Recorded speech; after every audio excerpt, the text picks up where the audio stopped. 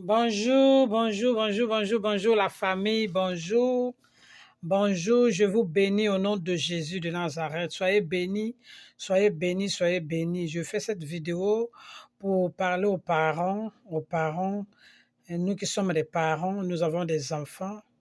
Il est vraiment préférable d'écouter les enfants. Les parents ne négligez pas les rêves des enfants. Il y a des enfants qui rêvent.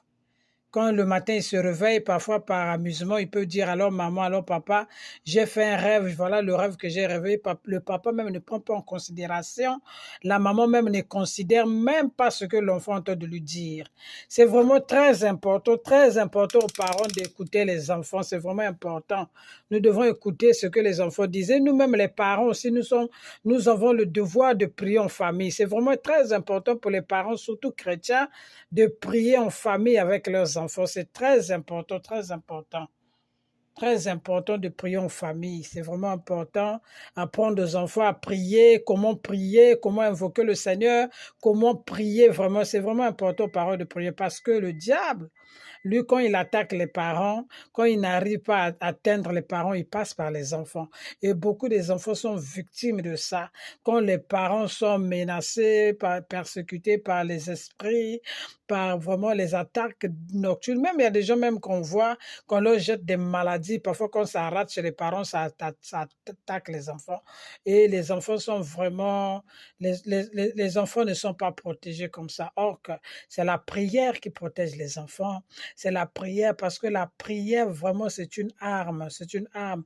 Et nous devons apprendre à nos enfants de prier. Nous devons apprendre à nos enfants de prier vraiment en famille. Même quand ils sont seuls, ils ne vont jamais s'en détourner. Ils seront toujours dans la présence de Dieu. Quand ils sont à l'école, même s'ils sont en dehors des parents, il y a des enfants, même quand ils grandissent, fin de fin, ils vont à l'université, ils vont dans des pays étrangers pour étudier.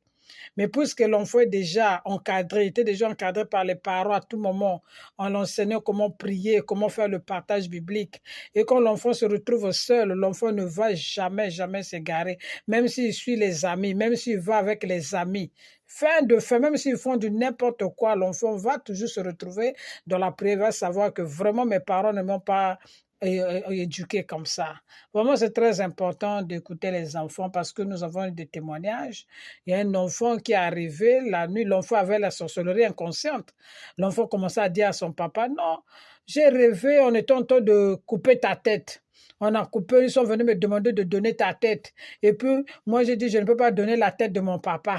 Je ne peux pas donner la tête de mon papa. Il faut donner, prends le couteau. Et puis, l'enfant a pris le couteau dès qu'il a tapé. Et puis, le papa est mort. Le matin, l'enfant se réveille et il a commencé à dire à son papa, mais c'est ça, j'ai rêvé, j'ai tapé ta tête. Le papa riait. Pendant que l'enfant est en train de dire à son papa que j'ai pris le couteau pour couper ta tête, le papa commença à rire au lieu de prendre ça au sérieux. Et ça n'a pas duré. 3 jours après, le papa est décédé, vous voyez? Donc, il ne faut jamais prendre les choses à la légère. Et la maman se souvenait maintenant de ce que l'enfant disait à son père.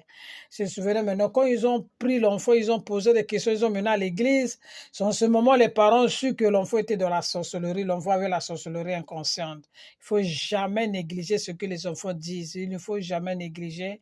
Les parents, vraiment, je vous interpelle de prier pour vos enfants, de toujours demander à l'enfant, tu as fait quel rêve aujourd'hui? Tu as rêvé quoi? Tu as rêvé? Il faut toujours prendre ça comme ça. Vraiment que le Seigneur vous bénisse. Soyez bénis, soyez bénis, soyez bénis au nom de Jésus.